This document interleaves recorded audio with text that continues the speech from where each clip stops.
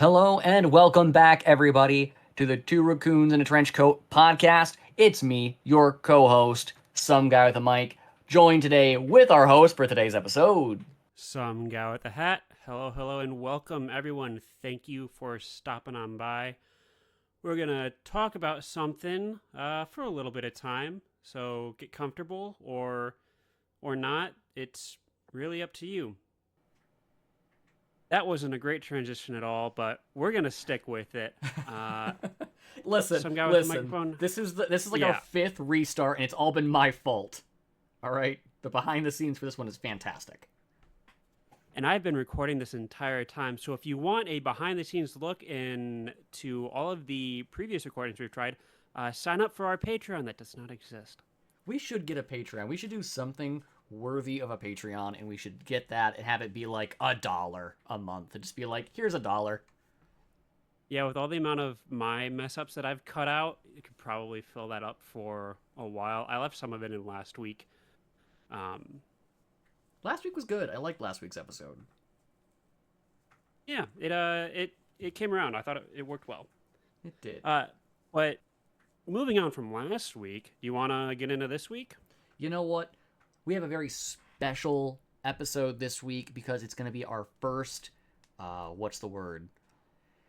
Our first. Current. Yeah, it's going to be our first diatribe into actually going out and doing something for the podcast. We are elevating our content today. And what is that content all about? We're all gonna find out. In today's episode, we're gonna play some trivia. Now it's another one versus none episode, so no pressure there on your end. Do you want to get right into it? You know what? Let's just go for it. I'll explain the trivia since I'm the co host with the most. So, trivia works like this: the host has prepared 5 questions on today's topic, and I will have 1 minute to answer those 5 questions. If I can get all 5 correct, I win. If I don't get all 5 correct, I will be put in a crate and sent to Cuba. That's right. Postage has already been paid. In the worst case scenario, in the best case scenario, we've already picked out an inappropriate shirt from Spencer's. Now, some guy with a mic, Mm-hmm. I'm going to have to ask you to leave the studio and then come back in about 10 seconds just to keep up with the routine of it all. Is that okay? Sure thing. I'll be right back. All right, I'm just gonna leave the studio. You sit right there. I'm just gonna leave the studio. And why is there a box out here? Oh, good to know that that shipping box arrived on time. I suppose I should fill the time. This was not planned. I just said something to say something, and he took it literally. I mean, I guess that makes him a great co-host. Did you already send the box out here, expecting me to forget how to win trivia? Yes. And who's the strange man who has the box? I don't. Is it an intern? Do we have interns? Oh, that's Lenny. Don't worry Oh. about him. All right. Okay. Anyway, I am so excited for trivia. Let's. You know what? Why don't you hit me with it? All right. Let me pull up the stopwatch here so I can rudely interrupt you if you go over just a second over time. All right. I'm ready. I hope you're ready because I'm starting. Your time will start after I ask the first question. Who played Superman in the 1978 film Superman? Keanu Reeves. What is the first show made in the DC animated universe? That would be Return of the Flash. Lois Lane works for what organization? The Daily Planet. In the 2013 Superman. My mistake. In the 2013 film Man of Steel, what does Superman's logo stand for? Superman. What is Superman's birth name?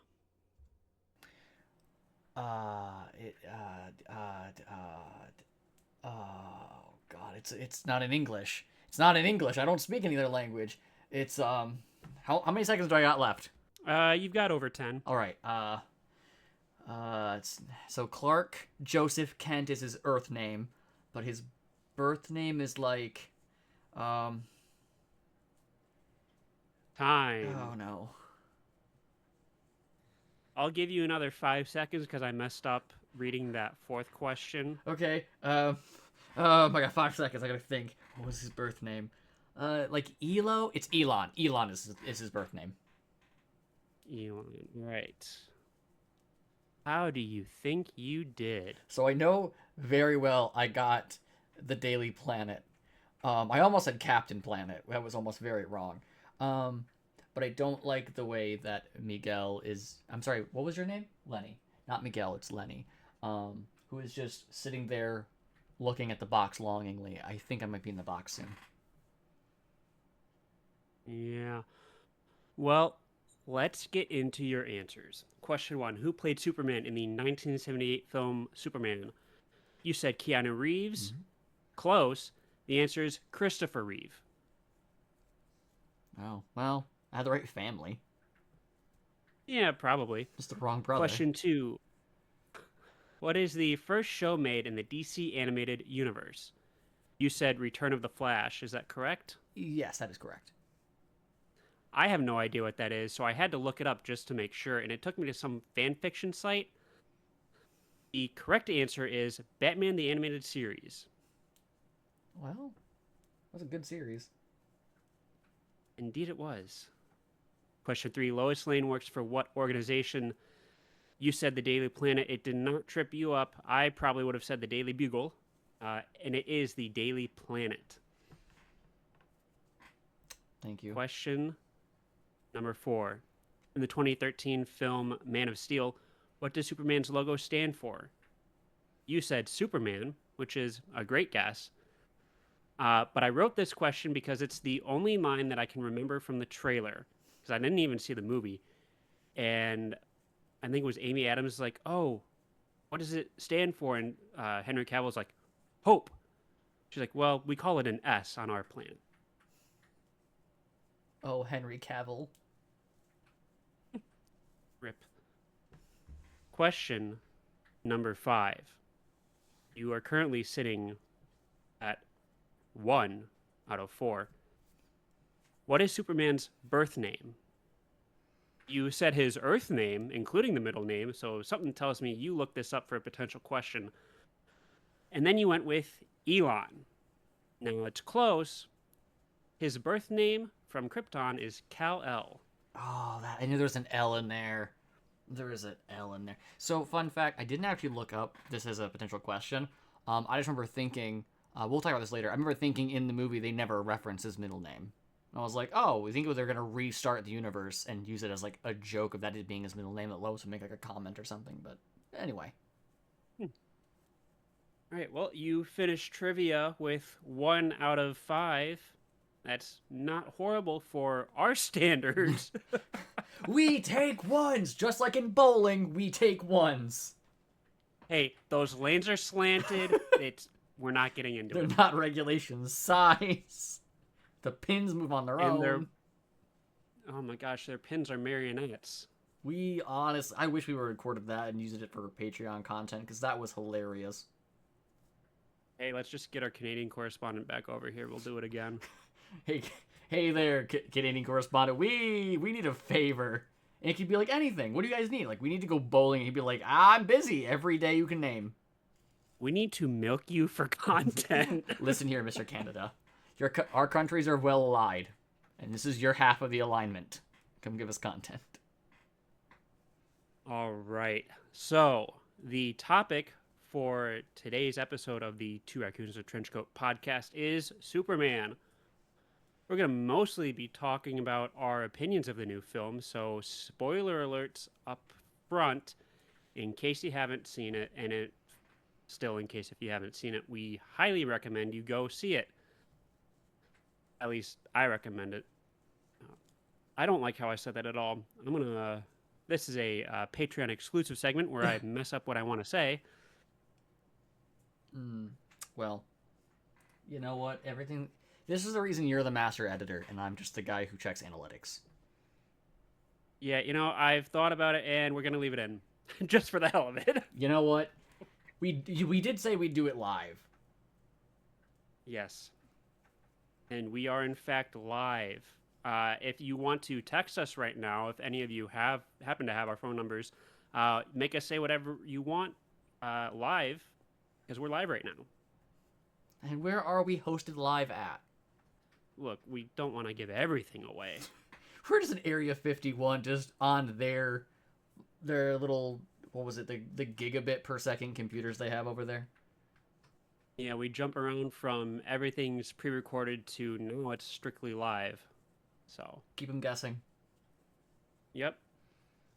All right. Superman 2025, directed by James Gunn, and one other person I thought I saw in the credits. What'd you think of it?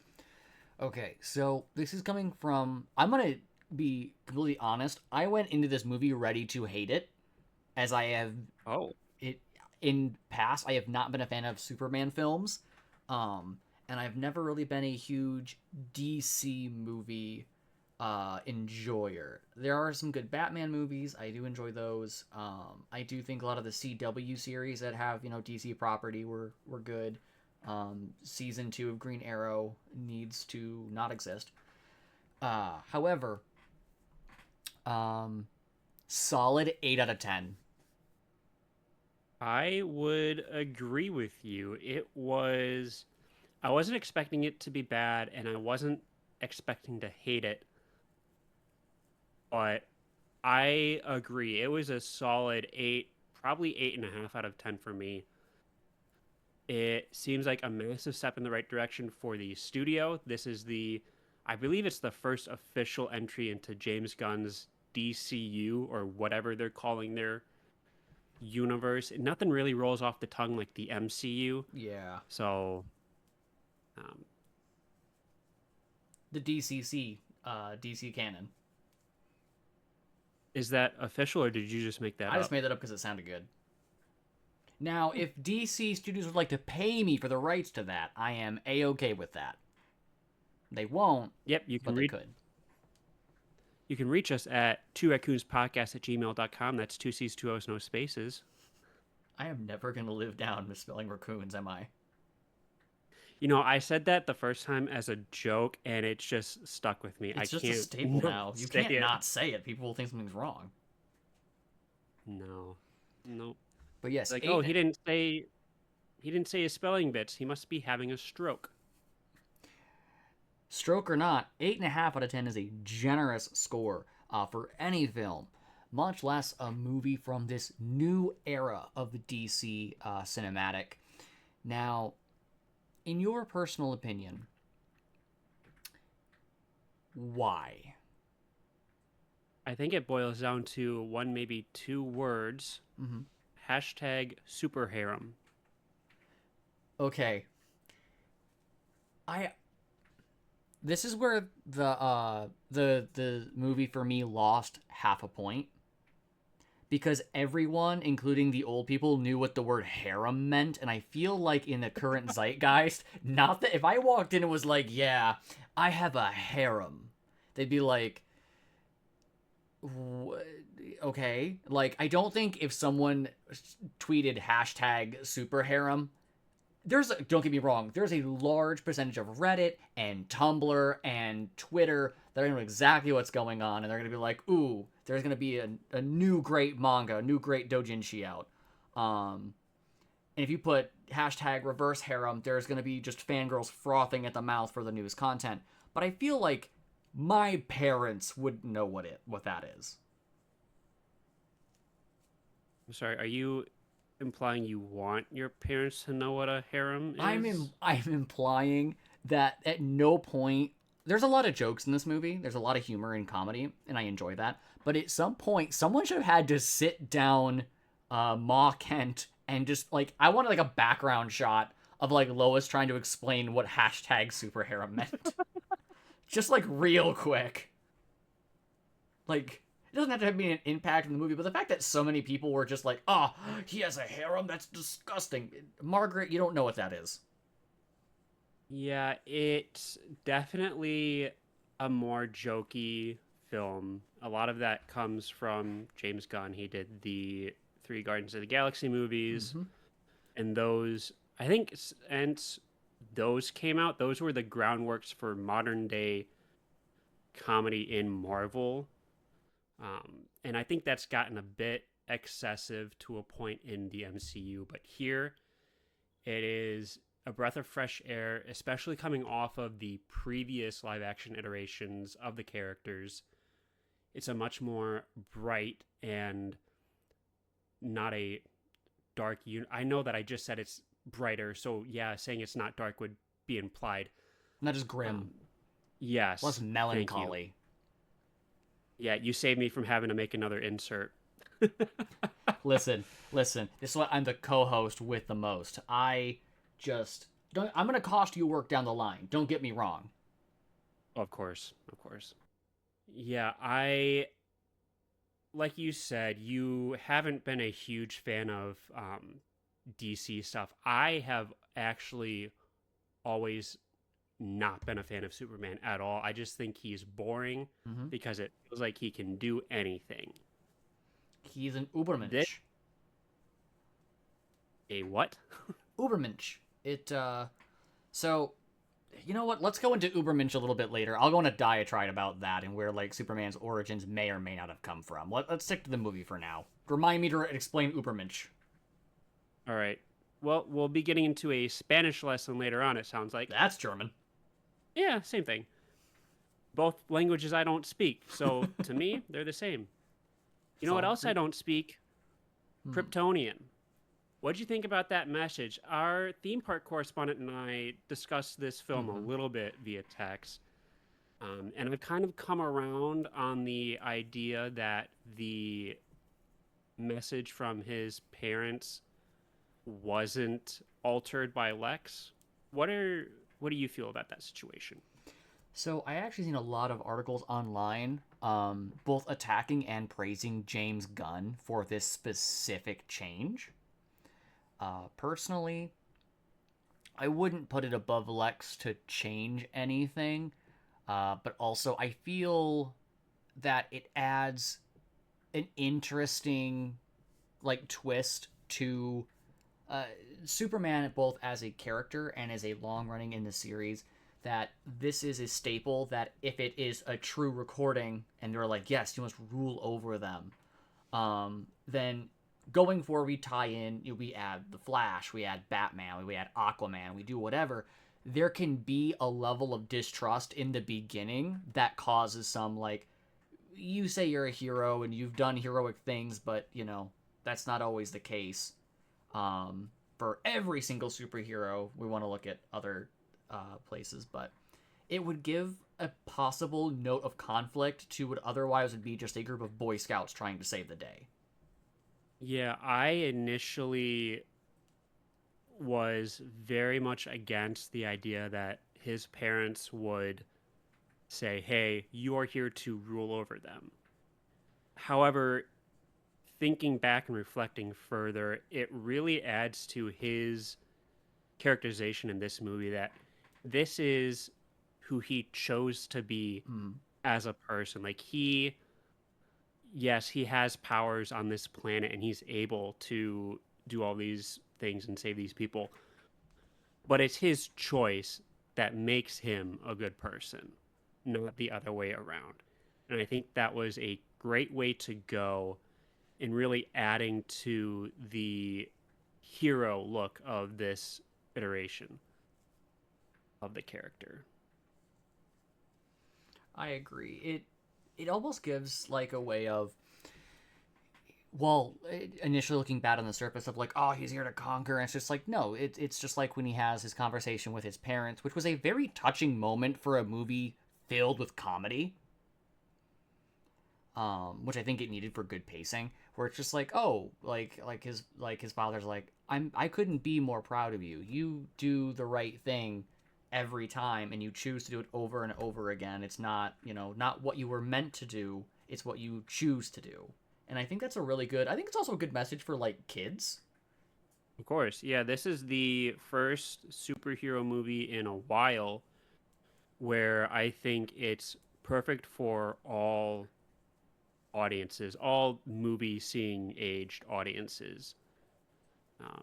It's a heartfelt story at the center of it.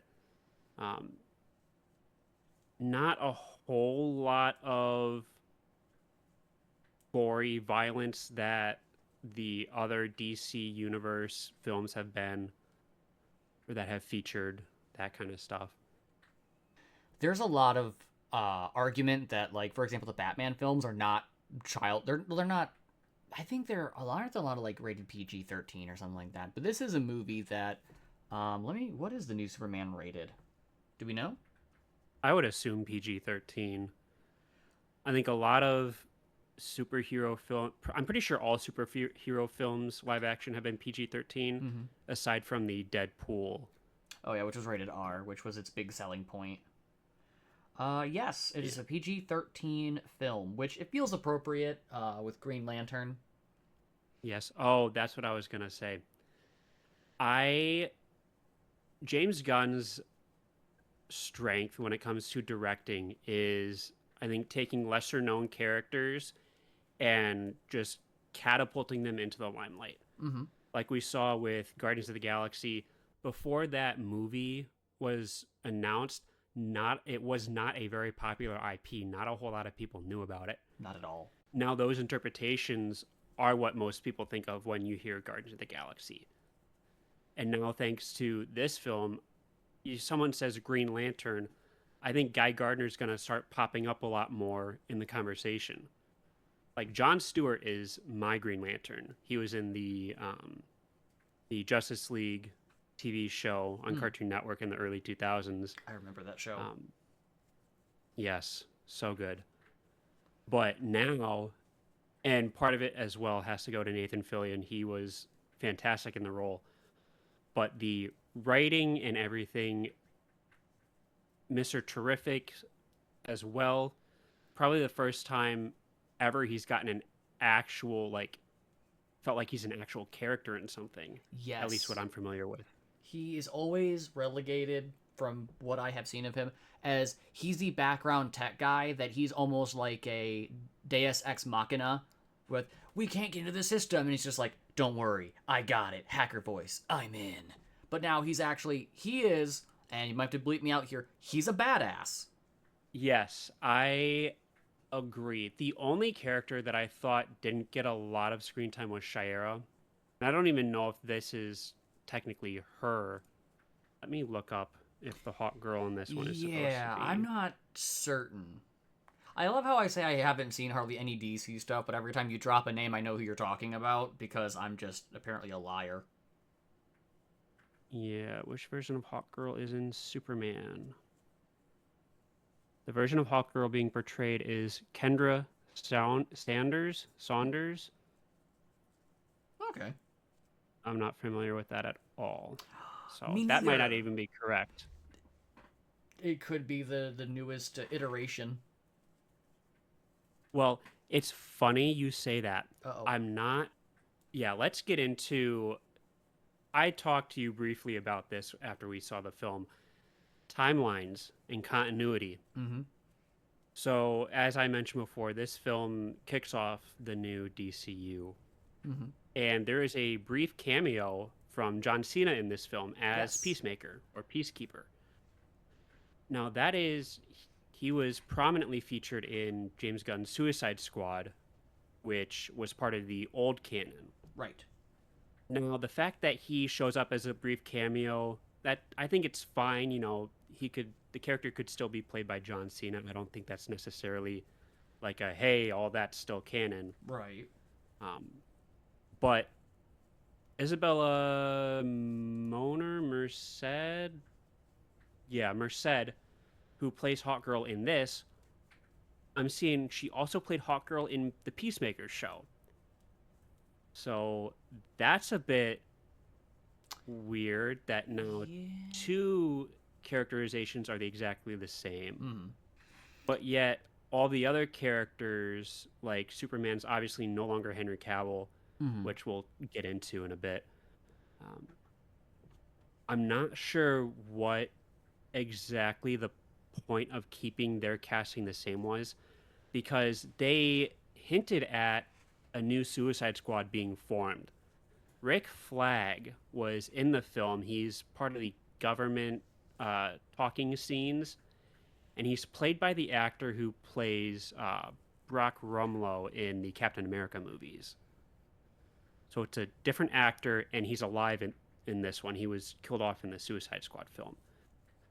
So there's a lot of like mixing and mashing of the two universes that I don't understand why they wouldn't just start clean. I think personally, and this is, and again, I don't know if there's anything to prove or disprove my next statement. I think similar to the Marvel Cinematic Universe, this is a clean slate. We're starting from here and going forward. Not that things were not. Don't get me wrong. Some of the older movies are still referenced in current MCU, like the Hulk movies. For example, they're bitly referenced in some areas. But I think this is going to be a hard reset, simply because there is too much good buzz and too much they can do with a hard reset to not go this route. Yeah, that's what I am hoping they're going to do. As much as the old cast was loved in some places, hated in others, I'm hoping they just completely do a hard reset and start fresh. Speaking of old cast, Henry Cavill, what's your opinion on him as Superman and no longer being Superman? So I liked him as Superman. I think he was perfectly good. Here's my opinion on not so much Cavill, but the role of Superman. I think anyone who can be tall, be wide, and look just I don't know who can just look like Superman or act like Superman, I think can fill the shoes very well. I'm not saying it's an easy thing to do. Do not get me wrong. I just think that it is almost a typecast, and if you fit the mold, you'll fit it super well. And Cavill, I think, fit the mold, but he also played big roles such as The Witcher, which loved Henry Cavill as The Witcher, and I do believe Absolutely. he's working with, I think it's Amazon who's doing it, but don't put me on record as saying that. That's doing some Warhammer 40K stuff, and Cavill is being, I think, either in it or he's heavily being tapped for like input, as he's a huge 40K fan, as am I. Henry, call me. Send us an email at tworaccoonspodcast@gmail.com. We'll talk about our favorite armies. So I think, personally, I think Henry Cavill was great, but I don't think he's a necessity for this particular role. I would have to agree with you in that final assessment. The new actor for Superman, let me pull his name up because I do not know his name. It is David Cornsweet. Sounds about right. Phenomenal in the role. I wholeheartedly believed his intentions, his actions, everything. The one casting choice that I was initially worried about was Nicholas Hoult as Luthor. He just seemed a bit young, and the initial trailer, the baldness didn't look right. But once we got into the film, I again wholeheartedly believe that this is someone who hates this alien with all of their being. It was great. So, what do you think of Nicholas? Where do you first think of him from? I'm curious on this because I had a way different answer than everybody I've talked to so far. I think it's two things. One for sure is Beast from the X-Men, the newer X-Men films. But then another is he looks a lot like, and it might even be the same actor as Finnick from the Hunger Games films. I'm not sure if it's the same actor, but those are the two roles that come to mind when I think of him. Interesting. So, my first thought was when I saw him on screen was, oh, that's the Tsar from The Great. If you've ever seen the show The Great.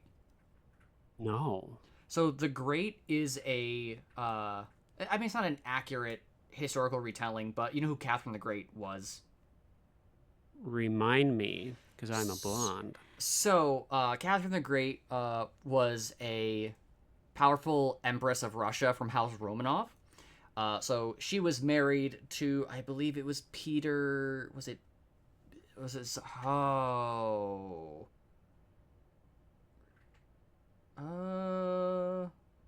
Was it Tsar Nicholas at the time? I think I so. think you're on your own on that one. Yes, it was. But It was Tsar Nicholas II. Peter the Great Okay. was from Prussia, not Russia. Of course, of So course. the show takes place. So Catherine the Great, a very influential world leader throughout history. Big win for women. Big thumbs up on that one. So she was married to Nicholas II, who was a very incompetent leader of Russia who led many failed wars, lots of protests, starvations, all the good things you expect from a Russian czar. His father was quite popular. He was not.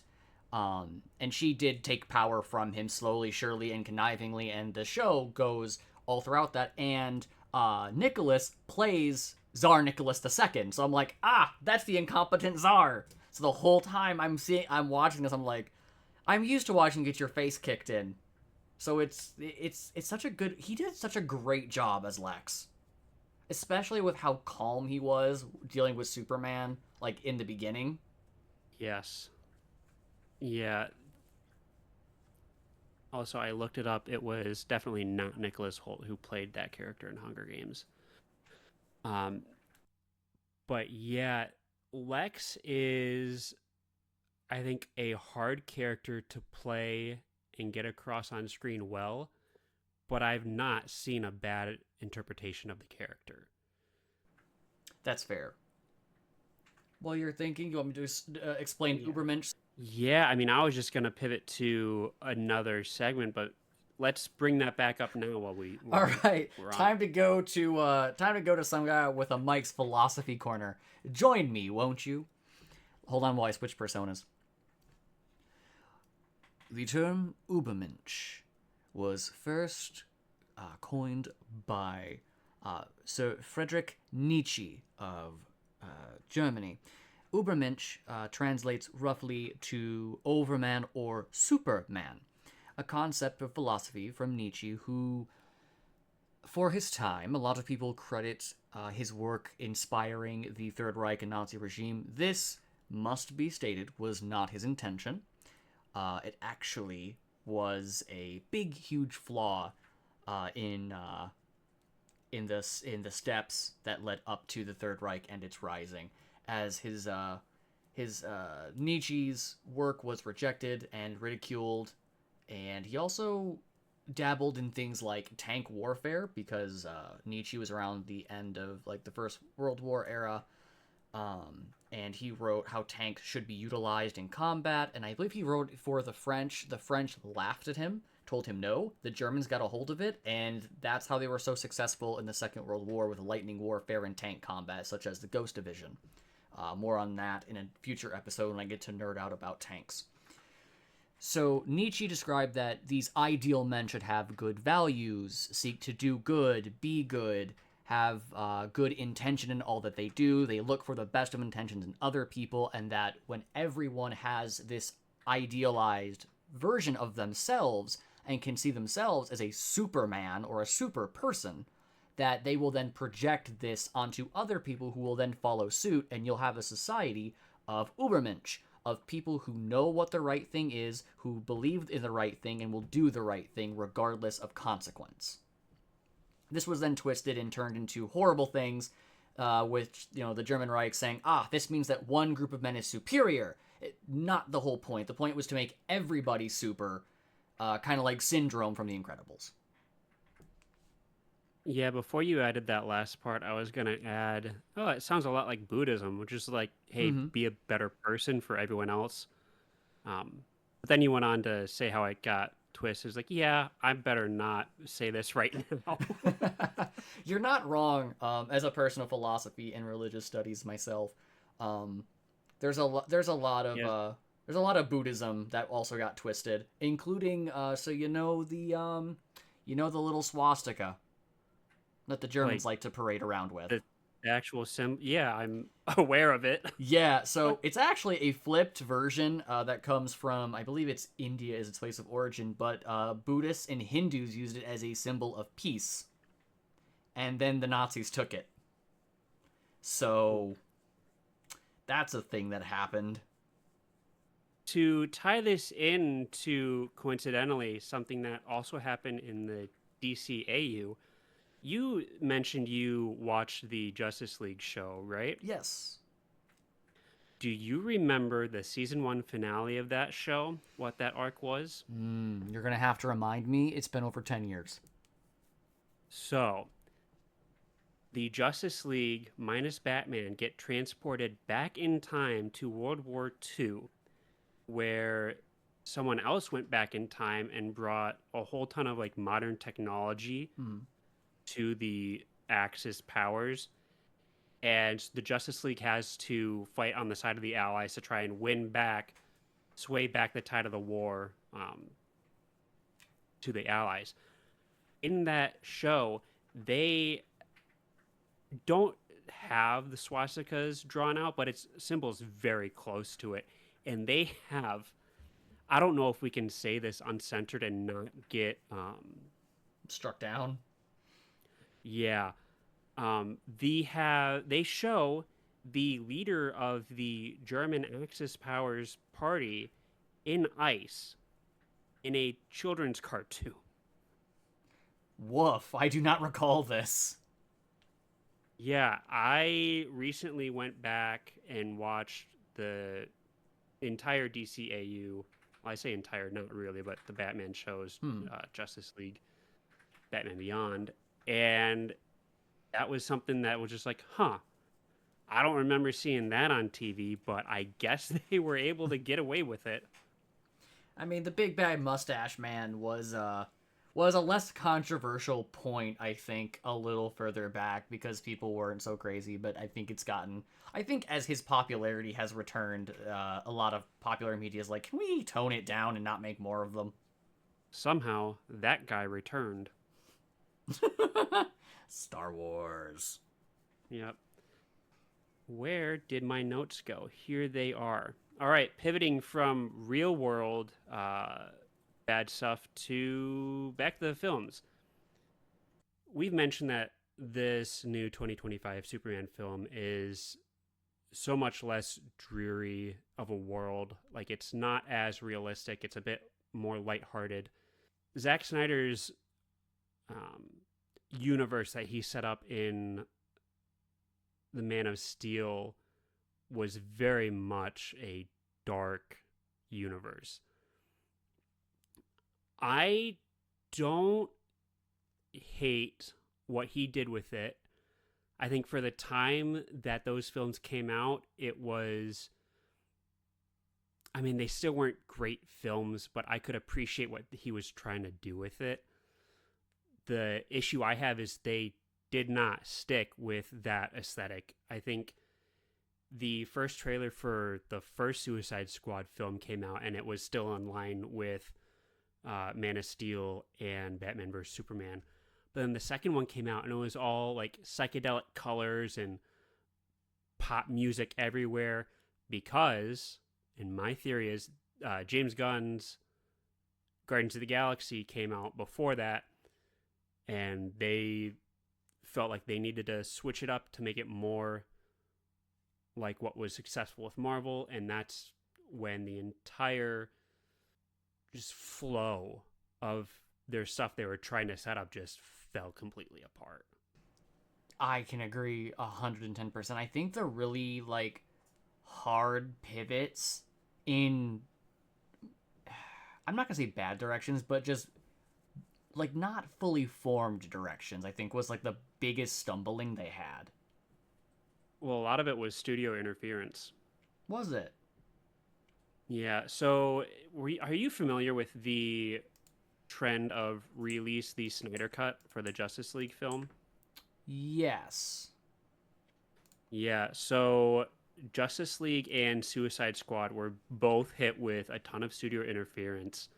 That's why we could watch it in real time of the pivoting between trailers for Suicide Squad the style changed completely.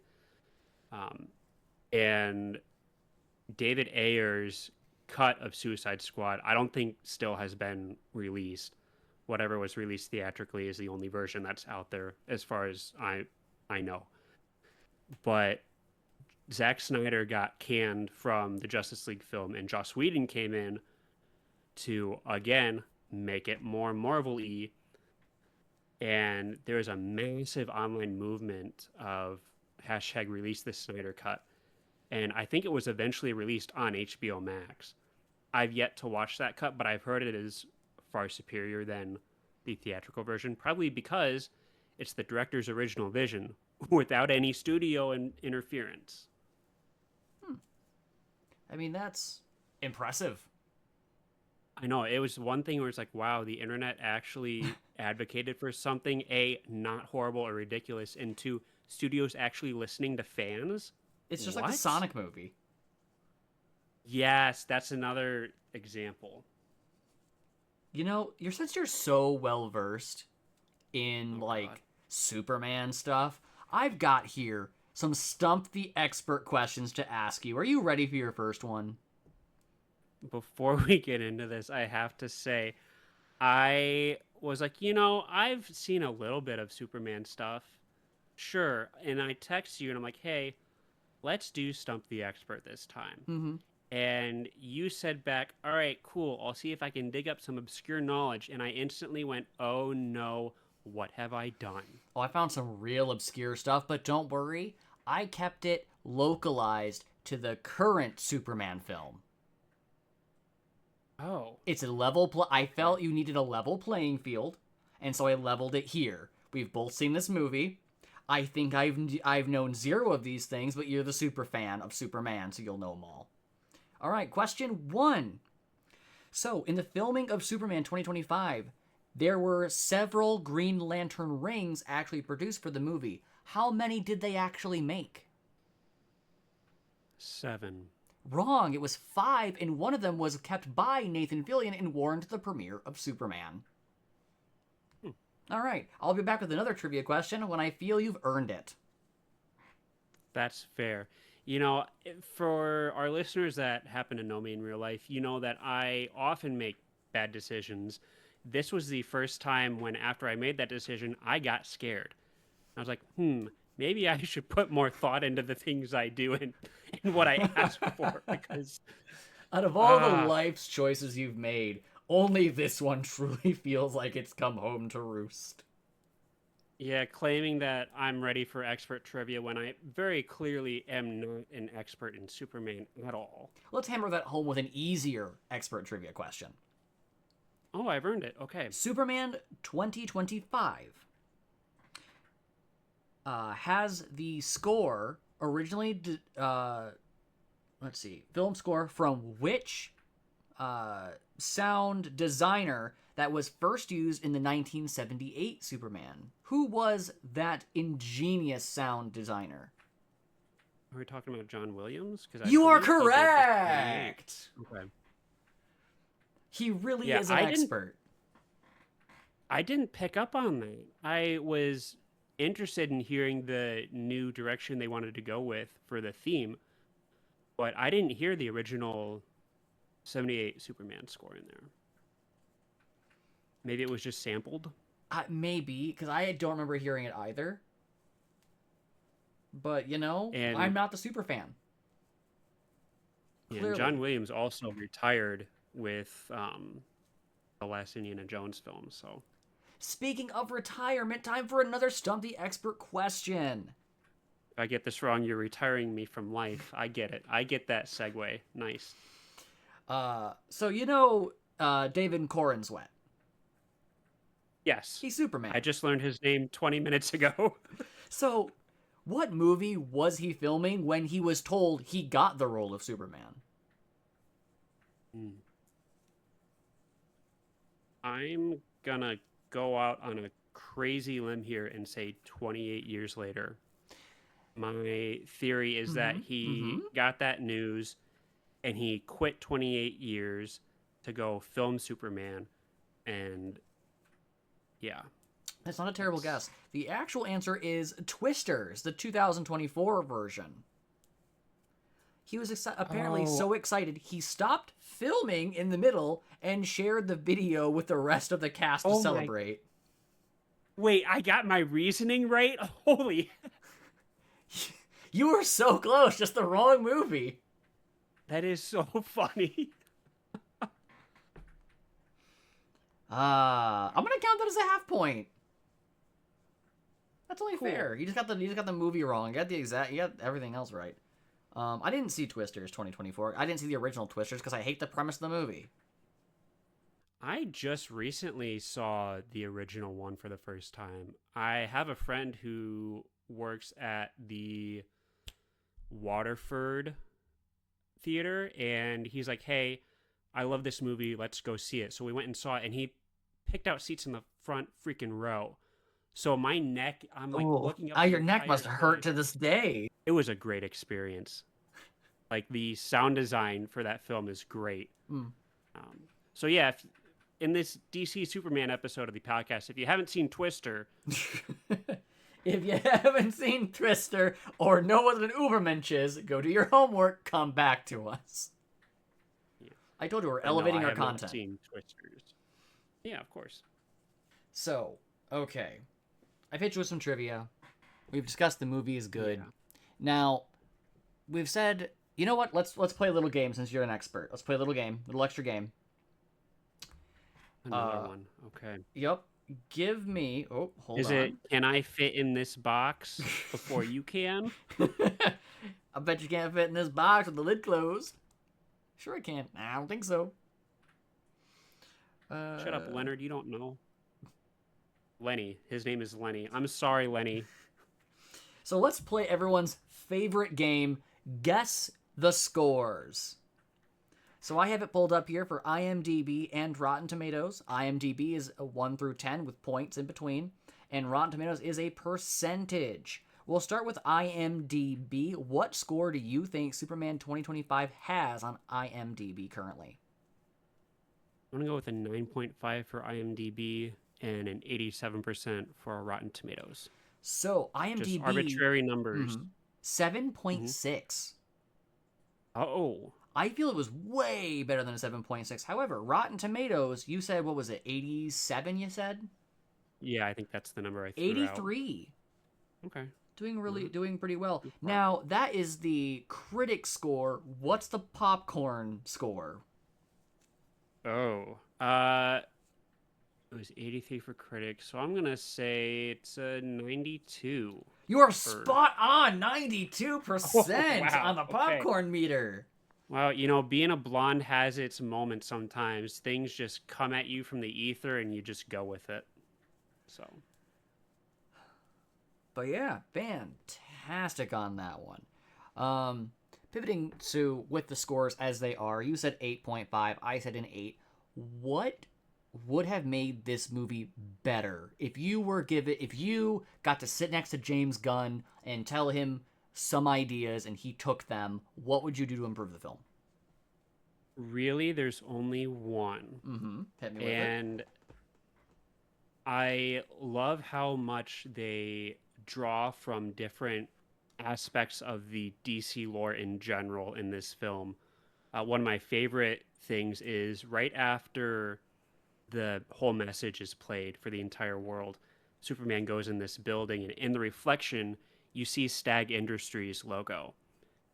And if you know anything about Metamorpho, his origin was he was actually a friend of John Stewart, one of the Green Lanterns in the military.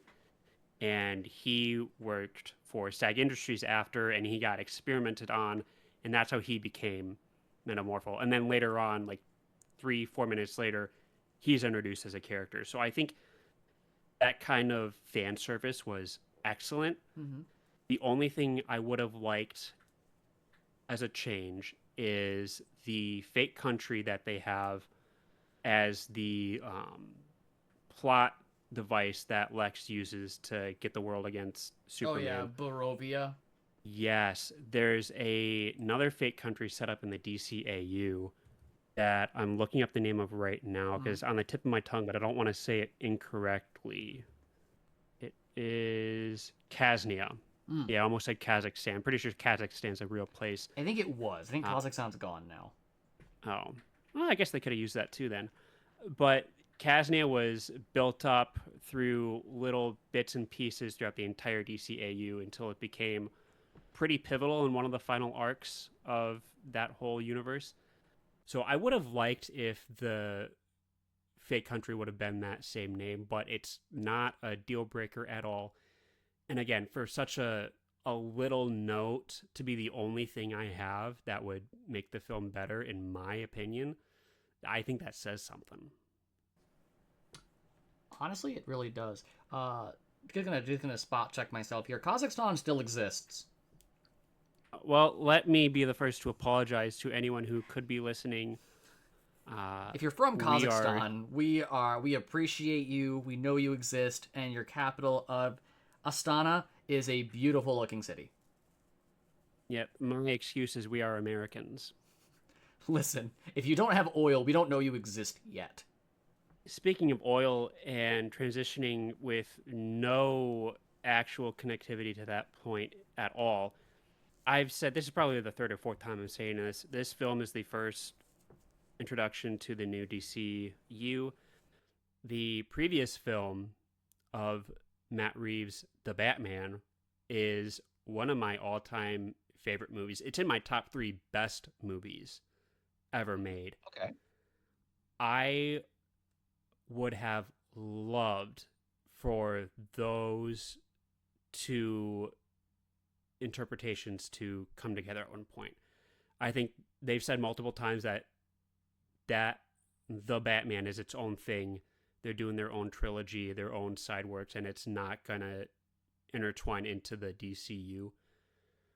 But going from, if you're doing a chronological watch order, going from the Batman and the drab and dreary and quite frankly the hellhole that is Gotham in that series to the bright, sunny, happy metropolis of this film is an absolute shock to the system.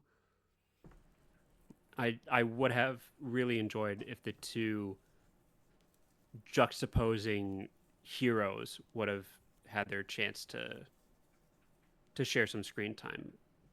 But I guess we can get into this in a Batman episode. I'm not sure what they're going to do in this universe. Mm-hmm.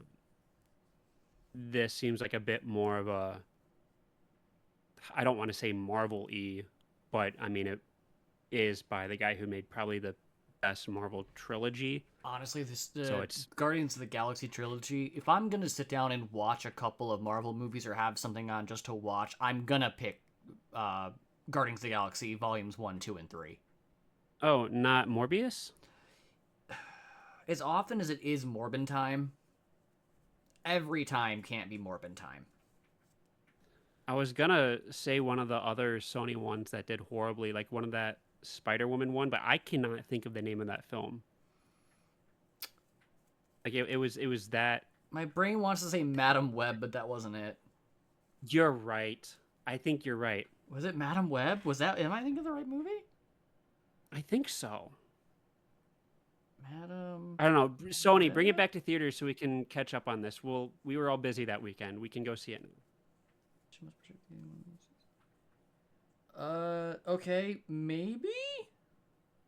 Yep, it's Madam. Oh my god, special edition of Madam Web. Guess the scores. Guess the Rotten Tomato score and guess the IMDb scores. IMDb 0.8, Rotten Tomatoes 7%. IMDb 4.1, Rotten Tomatoes 10% for the critics. Guess what it is for the popcorn? 0. 53 somehow. Okay. Wow, that is not what I heard when the film came out. So it must have gotten a second win somehow. Yeah, people want to see what they want to see, I guess. Don't look at me. I remember, I have flash memories of it. I think I saw it on Netflix. Did it even go to theaters? Oh yeah, I'm pretty sure it was in theaters for a week. Well, that's the thing now. Like a lot of things don't even stay in theaters for a while. That's Like I true. was shocked when Sinners got what it was close to a month of theater time. Absolutely shocked. That's why it did so well. It's Dakota Johnson, Sydney Sweeney, and Adam Scott. Dakota Oh, Johnson and Sydney Sweeney sold those tickets. Guess how much the movie yeah. made? What was its budget? Ooh, I don't know what the budget was. Just guess how much it made. 53 million. Ooh, ooh. Ah, no. 25.8. Wow. And I thought I was lowballing at 53. 17.6 on its opening weekend.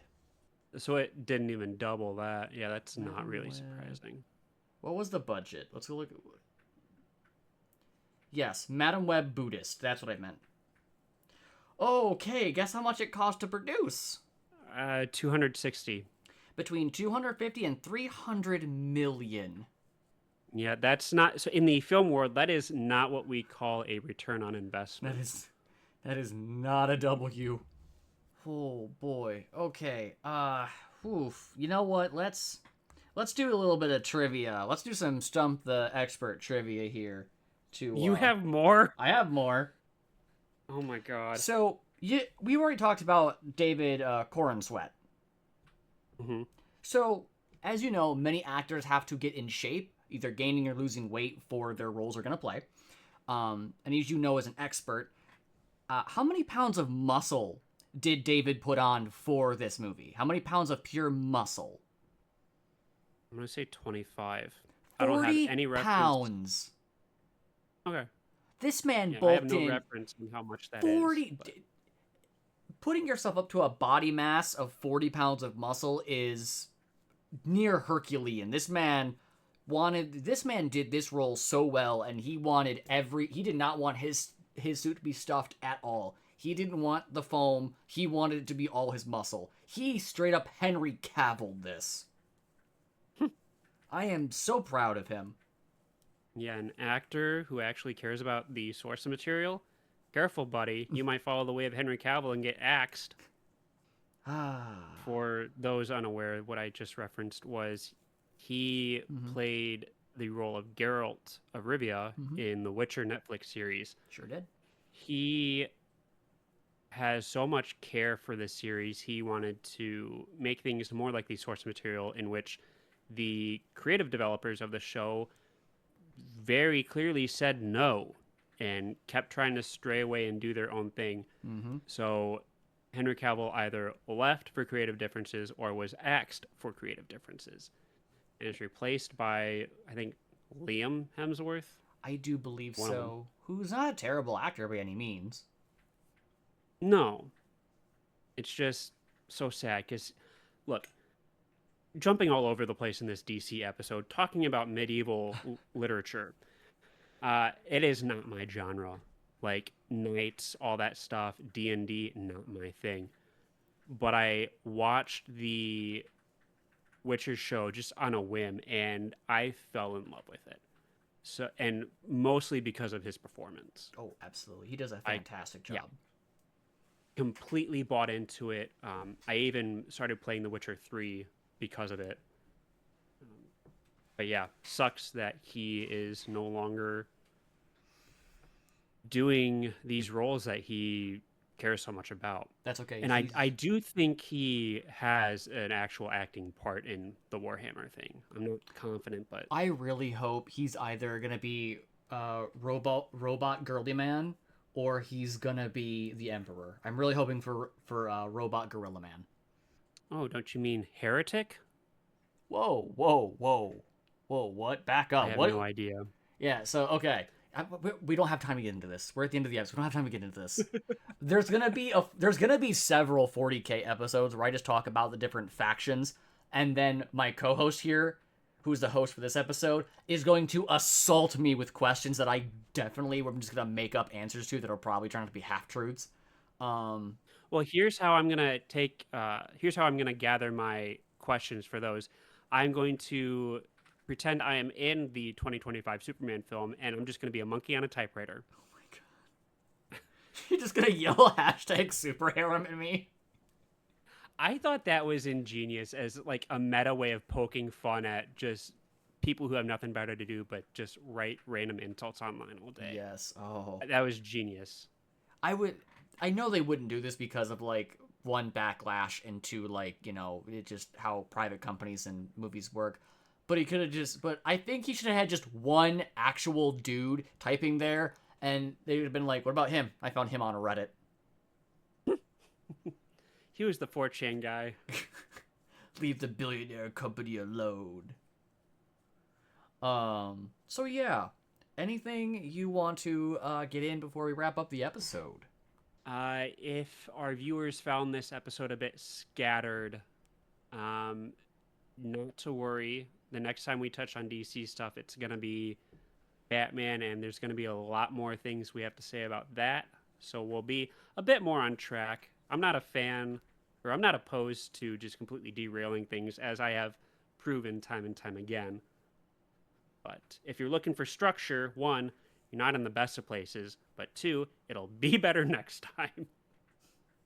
It's always better next time. We can keep promising it and not delivering, and nothing bad will happen to us, because they love us. Speaking of loving us, if you love us, send your fan mail to tworocoonspodcast@gmail.com. Thank you so very much for joining us on today's episode. We look forward to bringing you more content in the future. We look forward to having more guests in the future, and we'd love to hear from you.